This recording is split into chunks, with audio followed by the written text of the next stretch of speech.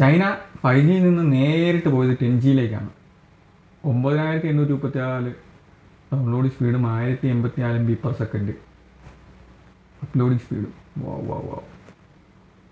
അതായത് ഒരു 8K മൂവിയൊക്കെ 72 second കൊണ്ട് ഡൗൺലോഡ് ചെയ്യാമെന്ന് പറഞ്ഞിട്ടാണ് ഇപ്പോഴത്തെ അവരുടെ ഒരു 5G to 10G സ്പീഡിലേക്കാണ് അവരുടെ കുതിച്ചുകയറ്റം. ഹുവായിയും അല്ലാത്തുള്ള സാമിയൊക്കെ ഇനിയിപ്പോൾ അതിനകത്തോട്ട് മാറാൻ സാധ്യത ഇപ്പോഴും തന്നെ മാറിയിട്ടുണ്ടെന്നാണ് പറഞ്ഞത്. 5Gയിൽ നിന്ന് 10Gയിലേക്കുള്ള അപ്ഡേഷൻ നടത്തിയിട്ടുണ്ട്. ഇനി അതുമായി ബന്ധപ്പെട്ടുള്ള ഫോണുകളൊക്കെ ഇനി ഇറങ്ങാൻ സാധ്യത കൂടുതലാണ്. 8K മൂവിയൊക്കെ 72 സെക്കൻഡിൽ ഡൗൺലോഡ് ചെയ്യാൻ പറ്റുന്നു.